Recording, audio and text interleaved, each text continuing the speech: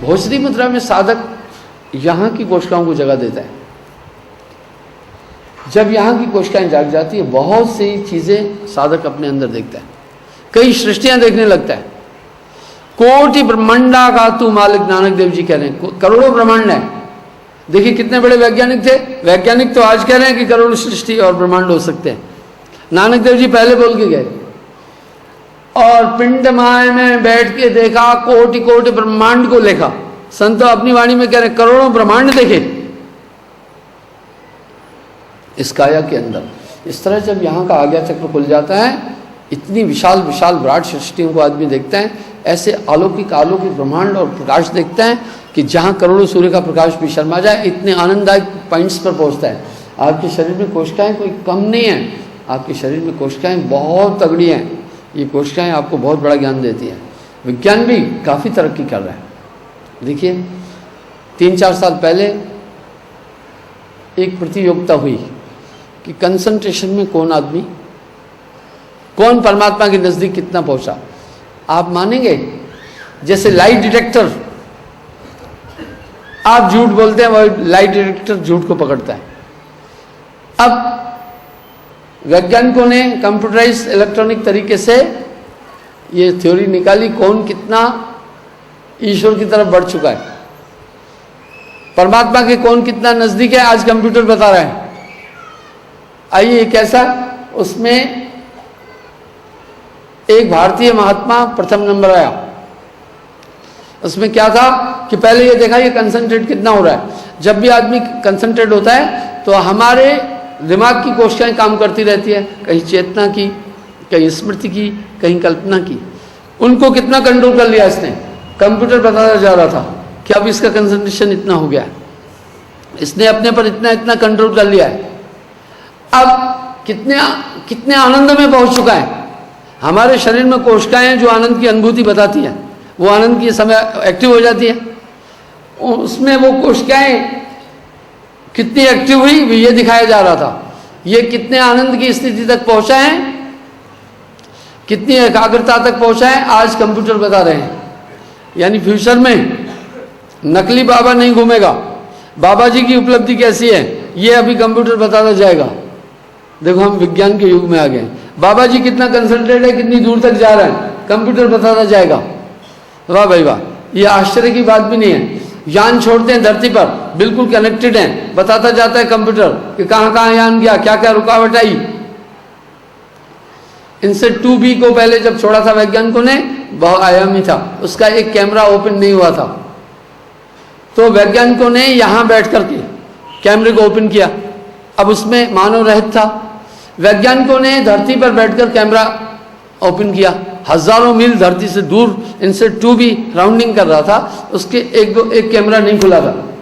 उसमें कई कुछ तो मौसम का जानकारी देने वाले थे, कुछ खनिज पदार्थों की जानकारी देने वाले कैमरेज थे, कहीं कुछ और इस तरह से सब पर कुछ सिक्योरिटी के व्यू से कैमरे थे।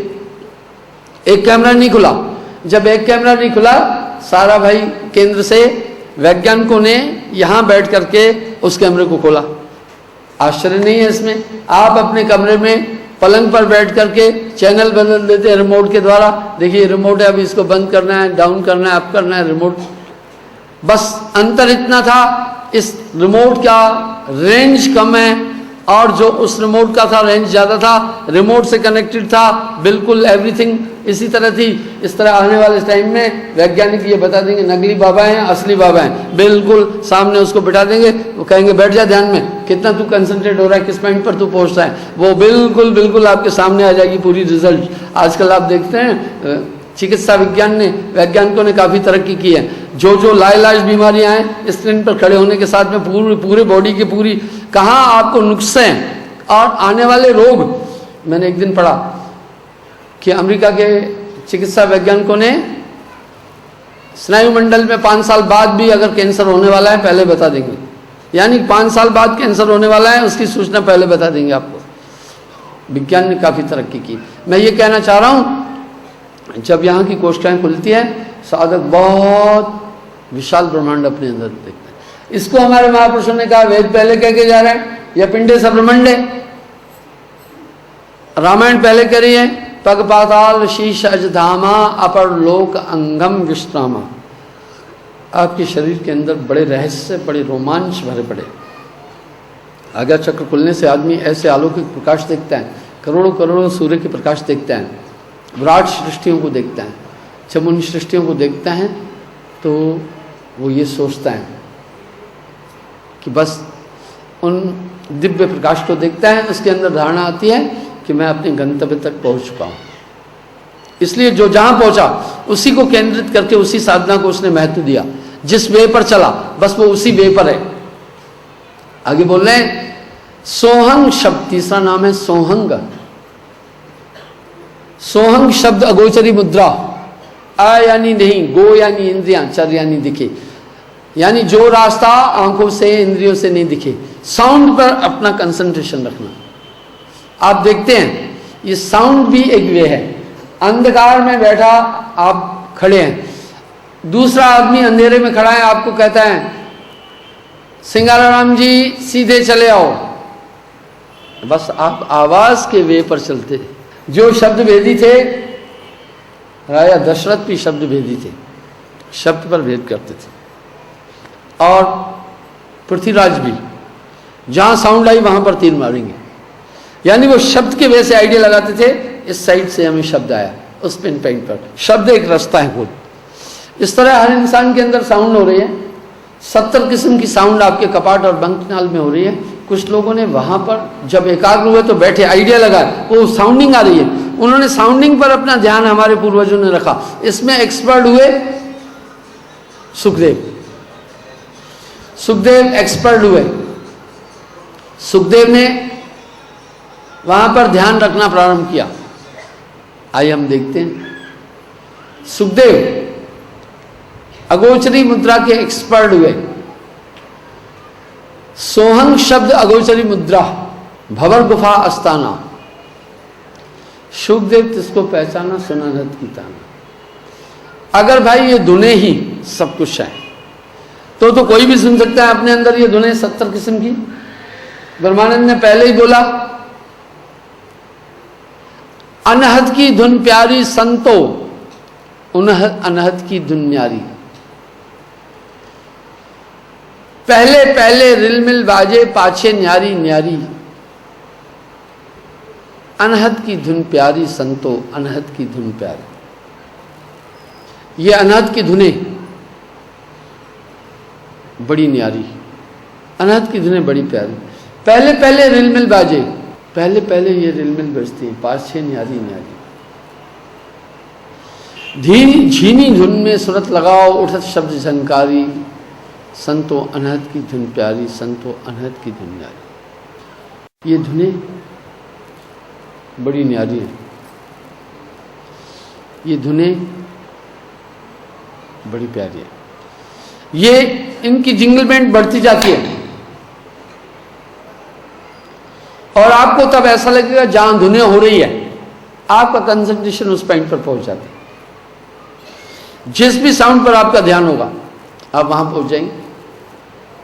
मान लो कोई संगीत बजा रहा है, मृदंग, सितार, ढोलक, हारमोनियम, झांझर, किंकरी,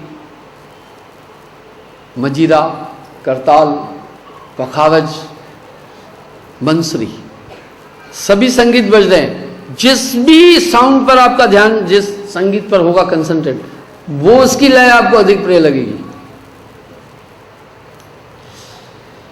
जिस भी धुन पर आपका ध्यान होगा आप वहीं पहुंच जाएंगे। इस तरह शब्द सूरत अभ्यास में यही आता है, जिस भी साउंड पर आपका ध्यान होगा पूरे कंसंट्रेट हो जाएंगे, पहुंच जाएंगे। पर क्या यही पराकाष्ठा है? नहीं। साहिब वाणी में एक बात कह रहे हैं,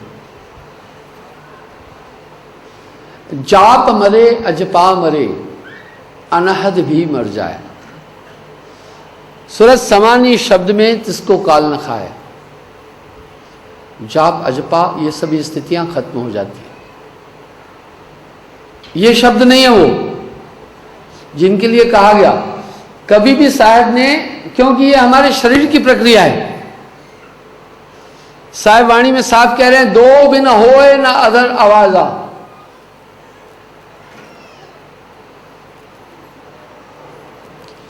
साउंडिंग दो के बिना नहीं हो सकती है। इसलिए जाप मरे, अजपा मरे, अनहद भी मर जाए, सूरत समानी शब्द में उसको काल न खाए। इनकी अपनी सीमा है। इन शब्दों को साहब ने कभी भी परमात्मा नहीं बोला है। आज भी काफी मत मतांतर हैं जो कबीर साहब की वाणी लेकर कह रहे हैं, भाई वो भी तो कह रहे हैं रस गगन गुफा में अजर जरे। वो एक स्टेज की बात कह रहे हैं कि गगन गुफा में ये सब चीजें हैं, ये नहीं कह रहे हैं यही पराकाष्ठा है। पर कुछ लोग जब हवाला देते हैं तो इनका हवाला देते तो लोग कहते हैं हाँ भाई कबीर भी साहब भी कह गए, मीराबाई भी कह गई, और सूरदास जी भी कह गए, दादू दयाल जी भी कह गए। इसका मतलब है यही, वो अपनी बात की पुष्टि इन उदाहरणों द्वारा करते हैं और आदमी भ्रमित हो जाता है, कहते हैं हाँ इन्हीं शब्दों के लिए कहा। जबकि साहब अपनी वाणी में साफ बोल रहे हैं, संतो सो सदगुरु में भावे, जो आवागमन नशावे, दौलत दिगना बोलत बिसरे, असुपदेश बतावे, बिन श्रम हठ क्रिया के से न्यारा, सहज समाधि लगावे, द्वार न मूंदे पवन न रोके, नहीं अनहद उलझावे। कह रहे द्वार न मूंदे पवन न रोके, नहीं अनहद उलझावे, अनहद में भी नहीं उलझाए। इसका मतलब है ये अनहद की बात जो कर रहे हैं ये भी पराकाष्ठा नहीं है। सूरज जाए शब्द में राशि निर्भय तय ठहराए, तज धरती आकाश अदर में प्रेम मड़ैया छाए। ध्यान केंद्र भी साहब ने इन पंच मुद्राओं से अलग बोला है। खेचरी में साधक अपना ध्यान सुषुम्ना में रखता है, चाचरी में साधक शून्य में ध्यान रखता है, इंडा पिंगला के जहां लय होती है। भूषणी में साधक त्रिकुट में आज्ञा चक्र में ध्यान रोकता है। अगोचरी में साधक बंकनाल में ध्यान रखता है, इंडा पिंगला के मध्य में जब जाते हैं तो बंकनाल आती है, वहीं से फिर आगे दसम द्वार है और बंकनाल में रोकता है। और खेचरी में साधक अपना ध्यान सुषुम्ना में रख करके दसम द्वार की तरफ रखता है। पंच मुद्राओं में ध्यान यहां है। पर साहब कह रहे हैं तज धरती आकाश अधर मड़ैया छाए, यानी जो संतत्व की धारा है पंच मुद्राओं से ध्यान भी ऊपर रखने को बोला है। ठीक है, इन पांच मुद्राओं में ध्यान नहीं रोक रहे हैं। सुरत और निरत मन पवन को पलटकर गंग और यमन के घाट आने, कहे कबीर सो संत निर्भय हुआ जन्म और मरण का भ्रम भाने। सकल पसारा मेट कर मन पवना कर एक, ऊंची तानो सुरत को तह देखो पुरुष अलेख। अधर मड़ैया छाए सो सदगुरु में भावे, धर और अधर ध्यान लावे, कहे कबीर सो संत निर्भय हुआ जन्म और मरण का भ्रम भाने। इस तरह बंधुओं सोहंग शब्द अगोचरी मुद्रा, भवर गुफा अस्ताना, शुकदेव इसको पहचाना, सुन अनहद की ताना, संतो सब शब्द है शब्द बखाना। चौथा कह रहे हैं सत सब सो उन्मुन मुद्रा, सो प्रकार स्नेही, तिसको झिलमिल जोत दिखाना, जाना जनक विधेयी। राजा जनक उन्मुनी मुद्रा में जाते, उसमें सहस्त्र सार पर ध्यान रोकते हैं। सहस्त्र सार में ध्यान रोकने से सहस्त्र सार जागरूक हो जाता है और साधक सोचता है यही पराकाष्ठा है। ररंकार खेचरी मुद्रा, पांचवा नाम कह रहे हैं ररंकार। दसवां द्वार ठिकाना ब्रह्मा विष्णु महेश आदि ले ररंकार को जाना। खेचरी मुद्रा में साधक अपना ध्यान इंडा पिंगला को लय करके दसम द्वार में ले जाता है। इसमें परांगत थे शिवजी त्रिदेव। त्रिकाल में जितने भी लोग आए इन पंच मुद्राओं तक सीमित रहे। मैंने दसम द्वार के विषय में कई बार बोला है। साहब आगे करें ररंकार खेचरी मुद्रा, दसवां द्वार ठिकाना ब्रह्मा विष्णु महेश आदि ले ररंकार को जाना। सिद्ध साध त्रिदेवा आदिले, 5 शब्द में अटके। मुद्रा साध रहे घट भीतर, पुन औंधे मुंह लटके। परम पुरुष घर अधरतार हैं, अधरतार के आगे जितने भी कालांतर में सिद्ध साधक हुए, 5 शब्द में अटके। इन 5 मुद्राओं में खेचरी, भूसरी, चाचरी, उन्मनी, अगोचरी में अटके। मुद्रा साध रहे घट भीतर, फिर औंधे मुंह लटके। औंधे मुंह लटकने का मतलब है फिर मां के पेट में आए। परम पुरुष घर अधरतार हैं, अधरतार के आगे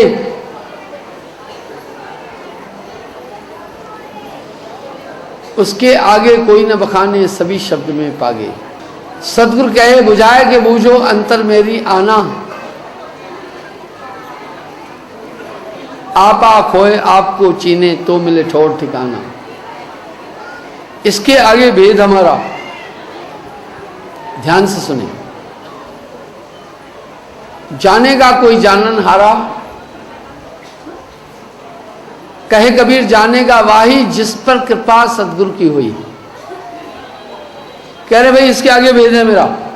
अब यहां एक रहस्य उठा। ये क्या व्यक्तित्व था कबीर साहब?